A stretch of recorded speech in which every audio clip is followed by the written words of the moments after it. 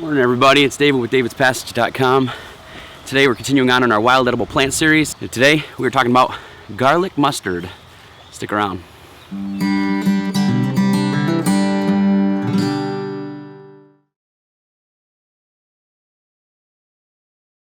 So garlic mustard is an invasive species that grows in my area, and it is very, very prolific. It's one of those plants that are very hard to over-harvest. Having said that though, with any wild edible plant, one of the things you really need to be careful about is if you're in an area where you only see a few, harvest very sparingly or don't harvest them at all. If they're very sparing in an area, once you take them out, a lot of times it's very hard for them to reestablish themselves. Having said that, there's a million of these where I'm at, and so I took a couple to show you today. I'm going to talk a little bit about how to identify them, talk about some of their food uses, and hopefully inspire you to do some research. This is the garlic mustard. They can grow to be about 4 feet-ish high. They tend to grow in fields and in disturbed areas. Very, very prolific. Once they get established, they just spread and spread and spread. In terms of the leaves have kind of a heart shape to them. Serrated edges, although the serrades aren't very sharp, they're kind of alternating in terms of how they grow on the stalk. They have a really pretty white flower cluster that grows on the top here. In my area of Michigan, they tend to grow in May. They start to sprout up. And you know, if you take a leaf and you eat it, check, make sure there's no bugs or anything on it, but it's got kind of an oniony, garlicky pepper taste to it.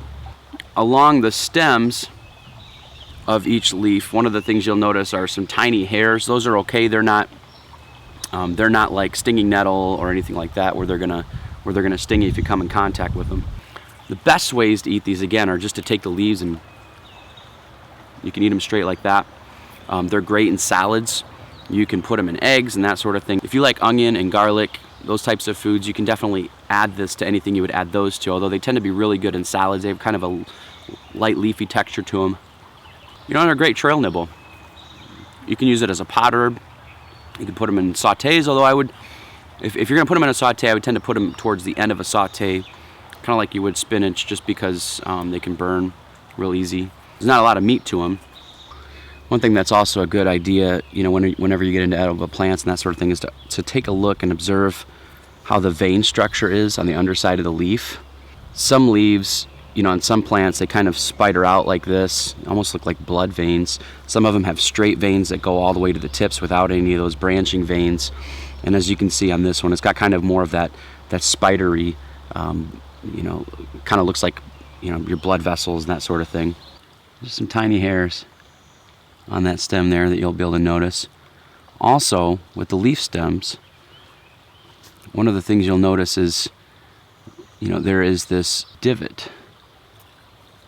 You know, almost as the leaf folds over, you can follow this sort of, you can kind of see a little channel that goes back to the stalk right there.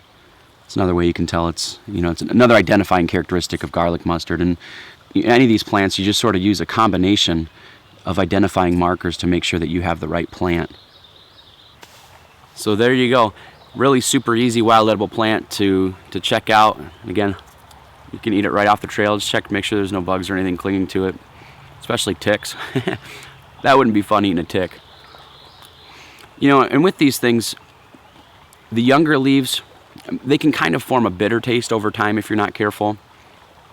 Cooking helps with that a little bit. It tends to be that the younger leaves, the smaller leaves, have a less bitter taste. Also, if you get these when they grow a little sooner, they're not as bitter, but again, if you cook them, sometimes it helps. So that's garlic mustard. Be looking for it out on the trail as you head out this May. Thank you guys so much for tagging along in this wild edible series. Appreciate all your comments, like, and support. If you haven't done so yet, subscribe, definitely like the video, share it with your friends, and definitely connect with me on davidspassage.com or Facebook /davidspassage or Twitter /davidspassage or Pinterest /davidspassage or davidspassage.tumblr.com, whatever flavor you guys like to connect with. Thank you so much for watching this video, and we'll see you in the next one, or we'll see you outdoors. Take care.